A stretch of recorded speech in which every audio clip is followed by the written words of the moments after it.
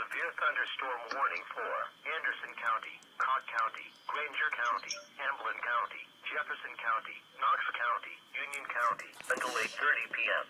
At 7:48 p.m., National Weather Service Doppler radar indicated a severe thunderstorm capable of producing ping-pong ball-size hail and damaging winds in excess of 60 miles per hour.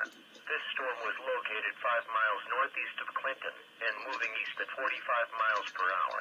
Locations in the warning include Maynardville, Rutledge, Jefferson City, Dandridge, Morristown, Newmarket, White Pine, Russellville, Carrotsville, Halls, Norris Lake, Paulette, Maloneyville, Rose Hill, Mascot, Luttrell, Blaine, Strawberry Plains, Joplin, and Buffalo Springs. In addition to large hail and damaging winds, continuous cloud-to-ground lightning is occurring with this storm. Move indoors immediately. Lightning is one of nature's #1 killers.